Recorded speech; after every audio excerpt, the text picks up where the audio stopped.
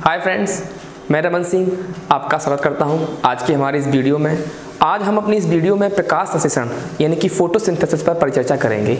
अभी तक हम इकोलॉजी में पढ़ते आए हैं कि किस तरीके से खाद्य श्रृंखला में जो भोजन है वो एक ट्रॉफिक लेवल से दूसरे में जाता है, लेकिन असल में आज हम ये देखेंगे कि किस तरीके से उत्पादक यानी कि जो हरे वृक्ष हैं, पेड़ पौधे हैं, जो शाख हैं, ये कैसे जो है भोजन का निर्माण करते हैं। तो वो पूरी प्रक्रिया पढ़ेंगे, यहाँ पर देखेंगे।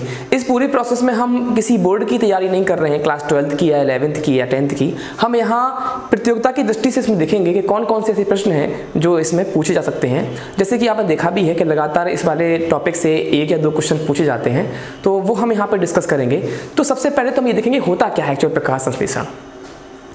तो जैसे इसका नाम आता है वैसे ही हमारे दिमाग में आता है कि वो पेड़ पौधे बनाते हैं, भोजन उसे बोलते हैं। लेकिन जो एक सीक्वेंस में इसकी जो डेफिनेशन है वो कुछ इस तरीके से होगी कि हरे वृक्ष या पेड़ पौधे जब वायुमंडलीय CO2 एवं मृदा से जल व खनिजों को लेकर के जब ग्लूकोज अथवा भोजन का निर्माण करते हैं, किसकी उपस्थिति में? सूर्य के प्रकाश की उपस्थिति में, तो इसे प्रकाश संश्लेषण कहा जाता है। ठीक है, तो यहाँ पर जो बेसिक रिक्वायरमेंट्स होंगी वो क्या क्या है वो देख लेंगे।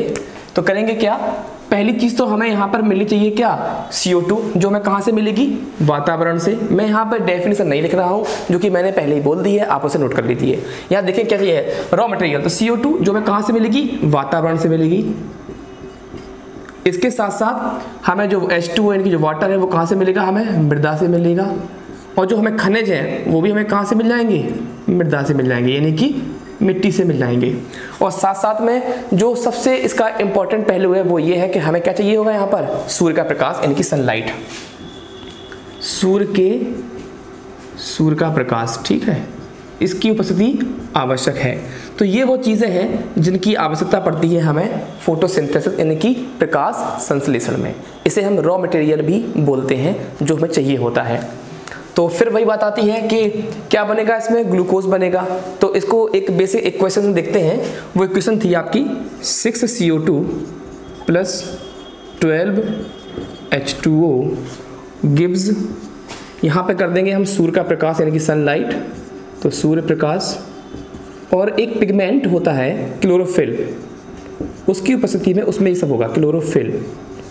मतलब ये हुआ कि जो प्रकाश संश्लेषण है वो सिर्फ हरे पेड़ पौधों में ही होगा, यानी कि उनका जो हरा स्टेम है उसके अंदर या उनकी जो लीव्स हैं उनमें जो क्लोरोफिल है वहाँ पर ये होगा। तो इसकी जो पिगमेंट है, ये ग्रीन पिगमेंट क्लोरोफिल, इसकी जो उपस्थिति आवश्यक है, ये होगा तभी ये हो सकता है। ठीक है, तो उसके बाद हमें क्या मिल जाएगा यहाँ पर? C6H12O6 + 6O2 + 6H2O। ठीक है, ये आपकी ऑक्सीजन हो गई, ये आपका पानी हो गया। ये वो बेसिक रिएक्शन है जो प्रकाश संश्लेषण की प्रोसेस को शो करती है। यहाँ पर ये क्या बन गया? भोजन अर्थात ग्लूकोज बन गया। ठीक है, अब हमारी प्रतियोगिता परीक्षाओं में किस प्रकार के प्रश्न पूछे जाएंगे वो हम यहाँ पे डिस्कस करेंगे। सबसे पहले तो वही पूछते हैं कि प्रकाश संश्लेषण की प्रक्रिया में कौन कौन से पदार्थों की या कौन कौन से रॉ मटेरियल जो कच्चे पदार्थों की आवश्यकता पड़ती है। तो उसमें पहला होगा CO2, दूसरा होगा आपका H2O, तीसरा है खनिज मृदा, खनिज जो कहाँ से मिलेंगे? आपके मृदा से, और चौथा है वो सूर्य का प्रकाश, इसकी उपस्थिति होनी चाहिए पहला। दूसरा ये पूछते हैं कौन से वर्णक में हो सकता है, तो वो कौन सा है आपका? क्लोरोफिल, ये होगा तभी हो सकता है। ठीक है, दूसरा ये पूछ देते हैं यहाँ पर बनता क्या है, तो वो बनता है ग्लूकोज। तो कभी कभी ग्लूकोज देंगे ऑप्शन में, नहीं देंगे तो C6H12O6 इसका रासायनिक जो फॉर्मूला है वो दे देंगे। इसके बाद जो मोस्ट इंपॉर्टेंट 2 क्वेश्चन हैं जो उठते हैं वो ये पूछते हैं कि प्रकाश संश्लेषण की क्रिया में जो O2 है यानी कि जो ऑक्सीजन है वह सह उत्पाद के रूप में बाहर निकलती है। ठीक है, तो जो O2 है वो कहाँ से मिलती है हमें? क्योंकि इस प्रोसेस में आप देखिए एक ऑक्सीजन यहाँ पर भी है CO2 के साथ और एक ऑक्सीजन आपके वाटर के साथ में भी है। तो वो यहाँ ये पूछते हैं कि जो ग्लूकोज में O2 है यानी कि ऑक्सीजन है वो कहाँ से आई है, और जो ऑक्सीजन हमें मिल रही है वो कहाँ से है। तो हम यहाँ बता दें आपको, जो वातावरण में जो ऑक्सीजन विमुक्त हो रही है सह उत्पाद के रूप में, वह जल के अपघटन से प्राप्त होती है। किससे प्राप्त होती है? जल के। और जो भोजन में अर्थात जो ग्लूकोज में ऑक्सीजन है वह CO2 की वजह से है। किसकी वजह से है? CO2 की वजह से। तो ये दो इंपॉर्टेंट हैं यहाँ पर क्वेश्चन जो उठ सकते हैं। अगर आपसे पूछेंगे कि वातावरणीय ऑक्सीजन का स्रोत है क्या, तो वो है इस प्रोसेस में जो इस्तेमाल हुआ वाटर यानी कि जल, और जो ग्लूकोज अर्थात भोजन में उपस्थित जो ऑक्सीजन है उसका स्रोत है तो वो क्या है? Carbon dioxide. ठीक है, ये हो गया। ये जो रिएक्शन है, ये रिएक्शन एक प्रकार की रेडॉक्स रिएक्शन है। किस प्रकार की रिएक्शन है ये? रेडॉक्स रिएक्शन है। रेडॉक्स से मतलब होता है रिडक्शन एंड ऑक्सीडेशन, जहां पर अपचयन और उपचयन दोनों हो रहा हो। ठीक है, तो ये रेडॉक्स क्रिया है। ये रेडॉक्स से मतलब हो गया यहाँ पे रिडक्शन एंड हो गया आपका ऑक्सीडेशन। ऑक्सीडेशन का मतलब हो गया ऑक्सीकरण और रिडक्शन का मतलब हो गया आपका यहाँ पर अपचयन। ठीक है, अब इस सवाल यहाँ ये उठता है कि किसका होता है ऑक्सीडेशन और किसका होता है रिडक्शन। तो ये भी एग्जाम में बहुत पूछा जाता है। तो यहाँ पर जो जल है वाटर, इसका होता है यहाँ पर क्या? ऑक्सीडेशन यानी कि ऑक्सीकरण, और यहाँ पर जो CO2 है यानी कार्बन डाइऑक्साइड है, इसका यहाँ पर होता है रिडक्शन यानी कि अपचयन। ठीक है, तो यहाँ पर इसी प्रोसेस की वजह से चूंकि यहाँ पर CO2 का अपचयन हो रहा है तो कार्बन का यहाँ स्वांगीकरण हो रहा है। यही वजह है कि प्रकाश संश्लेषण क्रिया को हम लोग कार्बन स्वांगीकरण अभिक्रिया भी बोल देते हैं। ठीक है, अगर ऐसा एग्जाम में बाई चांस कभी पूछ दें तो ये भी हमें पता होना चाहिए, वरना मोस्टली पूछेंगे कि किस टाइप की रिएक्शन है तो वो हम कह सकते हैं रेडॉक्स है, रिडक्शन और ऑक्सीडेशन यानी कि ऑक्सीकरण और अपचयन। साथ साथ में वो ये भी पूछ सकते हैं आपसे कि इसमें जल का होता है ऑक्सीकरण या अपचयन या कोई नहीं या दोनों, तो वो पता होना चाहिए। तो यहाँ पर क्या है? H2O का होगा आपका ऑक्सीकरण, ऑक्सीडेशन यानी कि ऑक्सीकरण। इसे हम लोग हिंदी में लिख लेते हैं ऑक्सीकरण बोलेंगे। साथ साथ में इसको हम लोग उपचयन भी बोलते हैं। ठीक है, अगर एग्जाम में उपचयन करके आ गया तब भी आप करेंगे। और जो रिडक्शन है इसे हम सीधा बोलेंगे अपचयन। ठीक है, तो इस तरीके से ऐसे भी क्वेश्चन इस पर पूछे जा सकते हैं। अब कभी कभी एग्जाम में ये भी पूछ देते हैं कि प्रकाश किस प्रकार की प्रकाश किरणों में सर्वाधिक होता है। तो मैं आपको बता दूं, जो फोटोसिंथेसिस है अर्थात जो प्रकाश संश्लेषण है वह सूर्य के लाल रंग में सर्वाधिक होता है, इसके बाद नीले रंग में होता है। इनकी जो लाल रंग की जो प्रकाश किरणें हैं उनमें यह सर्वाधिक मात्रा में होगा, और जैसे ही लाल रंग कम होता है नीला रंग आता है, यानी कि नीले रंग की प्रकाश किरणें आती हैं तो फोटोसिंथेसिस की जो प्रोसेस है, जो रेट है वो क्या हो जाएगी? थोड़ी स्लो हो जाएगी, कम हो जाएगी। जबकि परावैंगनी किरणों में, आवृत किरणों में, इनकी इंफ्रारेड रेज में, साथ साथ में जो हरा रंग है उसमें यह ना के बराबर होता है, बल्कि होता ही नहीं है। तो यहाँ से ये भी क्वेश्चन में एग्जाम में क्वेश्चन आ सकता है। साथ साथ में कभी पूछ देते हैं कि इस रिएक्शन के लिए कौन कौन से तत्व आवश्यक हैं। तो मैंगनीज और क्लोरीन दो ऐसे तत्व हैं जो इसके लिए आवश्यक हैं। ठीक है, तो चलिए हम वही देखते हैं। यहाँ पर मैंने परिभाषा को इंक्लूड नहीं किया है, बस मैंने बोली है, वो आप नोट कर लीजिए। साथ साथ में इसमें जो है ये पूछ सकते हैं कि कौन कौन से ऐसे फैक्टर हैं, कारक हैं जो इसको प्रभावित करते हैं, तो वो भी हमें देखने पड़ेंगे। तो वो भी हम यहाँ देख लेंगे, जैसे कि आपका जल है या CO2 की उपस्थिति है या प्रकाश है या तापमान है, ये भी इसे क्या करते हैं? प्रभावित करते हैं। तो थोड़ा एक्स्ट्रा नॉलेज के लिए यहाँ देख लेते हैं कि यह इनकी प्रकाश संश्लेषण लाल रंग में सर्वाधिक और नीले में कम होता है। तो सर्वाधिक किस में होगा? सर्वाधिक होगा लाल रंग में, सर्वाधिक लाल रंग में या लाल रंग की प्रकाश किरणों में, और उसके बाद किसमें मिलेगा आपका? नीले रंग में। ठीक है, नीले रंग में लाल से कम। मतलब यहाँ कहने का ये हुआ, पूरा नहीं लिख रहा हूँ समय अभाव की वजह से। यहाँ पर ये है कि फोटोसिंथेसिस अगर सूर्य के प्रकाश में लाल रंग की उपस्थिति ज़्यादा है तो ये बहुत तेज़ी से रेट से होगा, इसकी दर फास्ट हो जाएगी, और अगर नीला रंग है तो उससे कम में होगा। जबकि परावैंगनी किरणों में, आवृत किरणों में और साथ साथ में जो आपका हरा रंग है इसमें नहीं होता है। तो यहाँ पे लिख लेंगे परावैंगनी किरणों या किरणें, साथ में अवरक्त किरणें,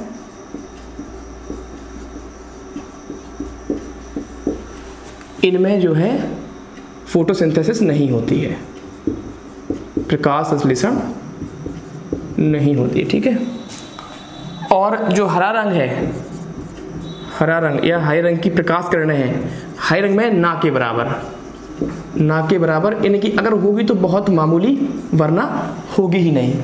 ठीक है, तो ये भी एग्जाम में पूछ सकते हैं, पूछ देते हैं कि निम्नलिखित में से कौन सा तत्व ऐसा है जो प्रकाश संश्लेषण की क्रिया में प्रयुक्त होता है। तो वहाँ पर मैंगनीज होगा, उसके बाद 3 और होंगे, अथवा क्लोरीन होगा या फिर कोई 3 होंगे। तो आपको मैंगनीज या क्लोरीन को पहचानना है, ठीक है। तो यहाँ पर ये भी नोट कर लेते हैं हम लोग, मैंगनीज व क्लोरीन, ठीक है, फोटोसिंथेसिस PS में आवश्यक है, ठीक है, में आवश्यक है। हम लोग इसे अपनी प्रतियोगी परीक्षाओं की दृष्टि से पढ़ रहे हैं, न कि बोर्ड एग्जाम की दृष्टि से, ठीक है। और ये भी पूछ देते हैं कभी कभी, यह पौधों के या प्लांट्स के किस भाग में होता है, तो हरे भागों में होता है, यानी कि जहाँ पर क्लोरोफिल मौजूद हो, ठीक। तो साथ में ये भी कर सकते हैं, क्लोरोफिल वर्णक वाले भाग में। अब ये कहाँ मिलेगा आपको, ये हरे तने में मिल सकता है, जो ग्रीन स्टेम है उसमें मिल सकता है, या फिर मिलेगा आपका लीव्स में, यानी कि पत्तियों में। तो पत्तियों में हो सकता है, और हो सकता है ये आपके तना, कौन सा, जो हरे रंग का हो, तो वहाँ पर ये देखने को मिल जाता है, ठीक है। अब इसके साथ हम देखेंगे कौन कौन से वो कारक हैं जो इसे प्रभावित करते हैं, ठीक है, क्योंकि एग्जाम में पूछा जा सकता है कभी इन कारकों के बारे में। तो कारक में हमारे 4 प्रमुख कारक हैं जो इस पूरे अभिक्रिया को क्या करते हैं, प्रभावित करते हैं, जिसमें जो पहला है वह है तापमान। प्रकाश संश्लेषण 30 से 35 डिग्री सेल्सियस पर सबसे अच्छी तरीके से होता है, 30 to 35 डिग्री। लेकिन जैसे ही टेम्परेचर 40 से ऊपर जाएगा, यानी कि 40 डिग्री से ऊपर गया, कि इसकी रेट जो है वो कम हो गई, अपने आप ही कम होने लगता है। उसका कारण ये है कि 40 डिग्री से ऊपर होते ही जो एंजाइम है उनमें विकृति देखने को मिलती है। एंजाइम में विकृति होने की वजह से यह प्रोसेस सही से नहीं हो पाती है, यही वजह है इसकी जो रेट है वो अपने आप स्लो कम हो जाती है। तो अगर एग्जाम में आपसे पूछा गया कि फोटोसिंथेसिस सबसे अच्छी तरीके से कितने तापमान पर होती है, तो वो आप टिक करेंगे 30 से 35। तो ये है कितना, 30 to 35 डिग्री सेल्सियस। और अगर 40 से ऊपर हुआ, यानी कि 40 से ऊपर हुआ, तो इसकी जो रेट है वो क्या हो जाएगी, अपने आप स्लो, यानी कि कम हो जाएगी, ठीक है, पहला कारक। दूसरे कारक में ये पूछ सकते हैं, दूसरा कारक इसमें जो है वो है जल की उपलब्धता, H2O, यानी कि वाटर। अगर मृदा में जल की कमी है तो फोटोसिंथेसिस भी अपने आप, इसकी जो रेट है वो कम हो जाएगी। तो अगर पानी कम हुआ, ये कम हुआ, तो जो रेट है वो क्या हो जाएगी, इसकी स्लो हो जाएगी। और अगर ज़्यादा है तो रेट एज इट इज चलती रहेगी, जो कि इसकी प्रोसेस है। इसका जो तीसरा पहलू है उसमें देखने को मिलेगा हमें CO2, ठीक है। वातावरण में जो CO2 की जो सांद्रता है इस वक्त वो 0.03% है। इसे आप नोट कर लीजिए, एग्जाम में बहुत आता है, मोस्ट इंपॉर्टेंट है। जैसे जैसे CO2 की मात्रा बढ़ेगी वैसे वैसे प्रकाश संश्लेषण की मात्रा भी बढ़ती जाएगी, इसकी जो रेट है वो अपने आप हाई होती जाएगी, लेकिन एक निश्चित सांद्रता तक। जैसे ही ये CO2 0.09% को क्रॉस करेगी, मतलब अगर हम CO2 की मात्रा को 0.9% से आगे बढ़ाएंगे, उसके बाद कितना भी बढ़ाइए आप CO2, प्रकाश संश्लेषण पर कोई भी प्रभाव नहीं पड़ेगा। मतलब ये हुआ कि CO2 की मात्रा बढ़ने पर जो फोटोसिंथेसिस है वो भी क्या होती है, बढ़ती है। अगर हम CO2 बढ़ाएंगे तो हमारी फोटोसिंथेसिस है वो भी फास्ट होगी, लेकिन कब तक, सिर्फ 0.9%, इतनी सांद्रता। इसके बाद जैसे ही होगा वैसे ही इसके ऊपर कोई प्रभाव नहीं पड़ेगा। ये नियम जो है ब्लैकमैन का सीमा कारक नियम है, जिसमें उन्होंने कहा था कि अगर कोई अभिक्रिया विभिन्न प्रकार के कारकों से प्रभावित हो रही है तो वह अभिक्रिया उसके द्वारा कंट्रोल होगी, नियंत्रित होगी, जो कारक उस जैविक समुदाय में सबसे कम मात्रा में उपस्थित होगा। तो यहाँ पर हम देखेंगे जल पर्याप्त है और हमारे पास सनलाइट भी पर्याप्त है, ठीक है। बस CO2 ऐसी है जो हमारे पास लिमिटिंग फैक्टर का काम करती है, कम से कम है। तो बढ़ाएंगे इसे तो फिर निश्चित समय के बाद क्या होगा, इस पर कोई इफेक्ट देखने को नहीं मिलेगा। तो ये 3 प्रमुख थे। और चौथा है वो प्रकाश है, अधिक प्रकाश में अधिक प्रकाश संश्लेषण, कम प्रकाश में कम, और प्रकाश नहीं तो बिल्कुल भी नहीं होगा। ठीक है, लेकिन प्रकाश में अगर लाल रंग है तो बहुत फास्ट होगा, नीला है तो कम होगा, और अगर परावैंगनी किरणें हैं, आवृत किरणें हैं, या फिर आपका हरा रंग हुआ तो प्रकाश संश्लेषण नहीं होगा। बस आज की वीडियो में इतना ही। मैं उम्मीद करता हूँ कि हमारी आपको वीडियो पसंद आई होगी। अगर बहुत अच्छी लगी है तो फिर वही बात है, ठोकते जाओ लाइक, और देखो यार कम देख रहे हो आजकल, ठीक है, खूब देखो बस। Thank you.